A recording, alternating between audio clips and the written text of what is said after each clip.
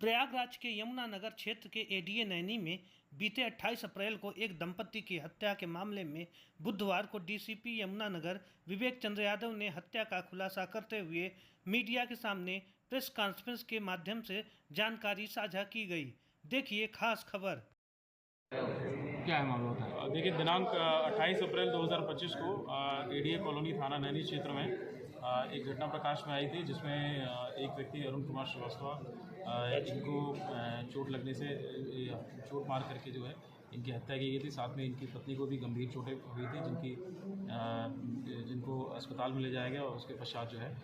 उन्हें वहाँ पे मृत घोषित किया गया था। इस पूरी घटना का अनावरण करते हुए आज थाना नैनी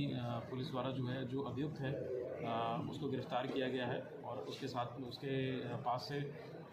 जो हत्या में प्रयुक्त वेपन है उसको बरामद किया गया है।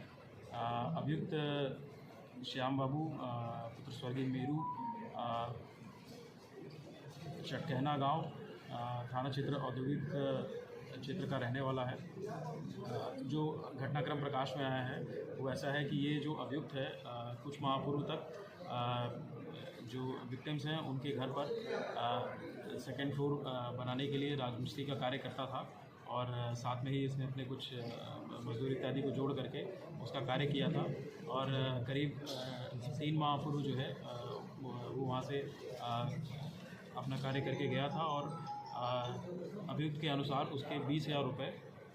इनके ऊपर बाकी थे, जिसके लिए जो है 27 अप्रैल 2025 को पहले वो शाम में आया है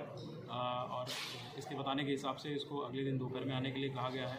अगले दिन दोपहर करीब वो 11:15 बजे के आसपास आया है, जिसमें उसको करीब 1-1.25 घंटे बाद आने के लिए कहा गया है। तो जब दूसरी बार ये करीब 1:30 बजे के आसपास उनके मृतक के घर पहुंचा है तो अभियुक्त के बताने के हिसाब से जब इसने पैसे मांगे हैं तो इसको पैसे नहीं मिले हैं और कुछ अपशब्द कहा गया है और कुछ उसके साथ हल्की फुल्की हाथापाई इत्यादि हुई है। उसके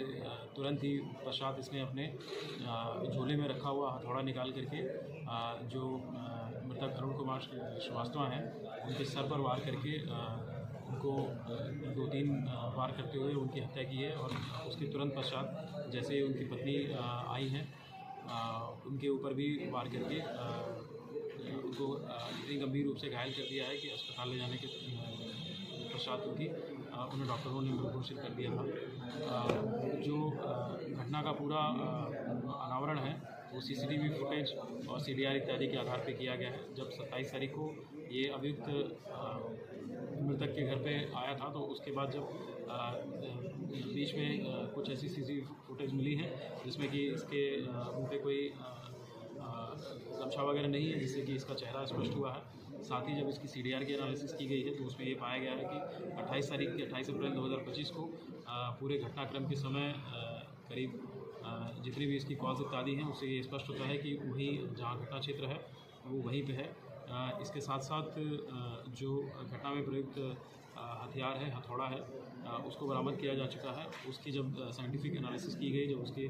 बेंजीडाइन टेस्ट वगैरह किया गया है फॉरेंसिक यूनिट के द्वारा, तो उसमें कुछ ब्लड के ट्रेसेस होने की भी पुष्टि हुई है। इसके साथ साथ इसके बॉडी पे कुछ 1-2 स्क्रैच मार्क्स भी मिले हैं जो कि उसके स्ट्रगल होने की पुष्टि करते हैं। इस प्रकार से पूरी घटनाक्रम का अनावरण करते हुए थाना नैनी पुलिस द्वारा जो अभियुक्त है उसको भी गिरफ्तार किया गया है और साथ साथ जो आला तत्व है उसको भी बरामद किया गया है। घर के बाहर ताला लगाने का क्या रीज़न है? जी, जैसा कि इसने घटना करने के पश्चात जो